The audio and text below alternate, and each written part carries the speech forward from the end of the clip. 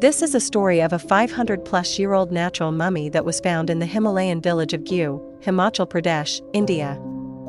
The preserved remains of a meditating Buddhist monk believed to have intentionally mummified himself. High in the northern Himalayas of Himachal Pradesh, in a remote valley near the India-China border, lies a tiny village called Gyu. At about 10,000 feet (3,000 meters) above sea level, Gyu is one of the most isolated settlements in the region, historically far removed from mainstream culture and tourism.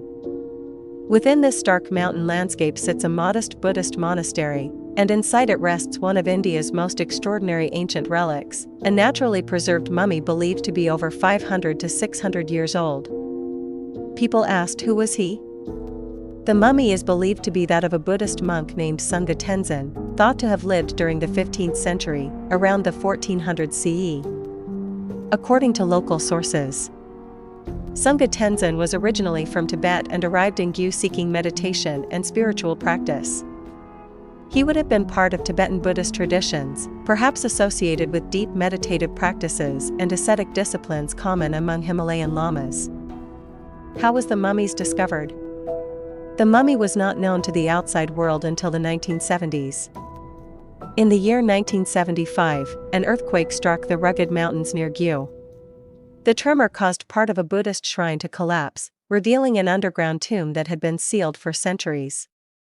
Inside this secret chamber was the body of Sangha Tenzin, seated in meditation posture, remarkably preserved. The tomb remained mostly unknown to outsiders until 2004, when Indian authorities carefully excavated and studied the remains. Why was the body so well preserved? Natural mummification. Unlike the ancient Egyptian mummies that are artificially embalmed, the Gyu mummy is an example of natural or self-induced mummification, a process where the body is preserved without chemicals or external treatments. How it happened? According to historical and scientific interpretations. Self-mummification practices. A few Buddhist traditions, notably documented in Japan's Sokushin Butsu rituals, involve monks deliberately entering a discipline that leads to natural mummification. This process could include years of extreme fasting, eating only certain roots and herbs to remove body fat which would otherwise rot, meditation and prayer for extended periods, techniques aimed at drying the body while still alive. Climatic factors. The cold, dry, high-altitude environment of Spiti further slowed decay, naturally preserving the remains.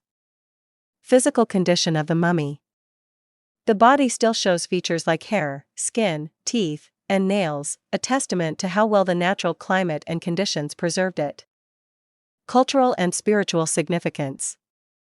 For the villagers of Gyu, Sangha Tenzin is not just an archaeological artifact, he is a sacred figure. Locals believe Tenzin sacrificed himself to save the village from a devastating infestation of scorpions. Legend says that when his spirit left his body, a rainbow appeared, and the scourge of scorpions vanished forever. The land of wanderlust.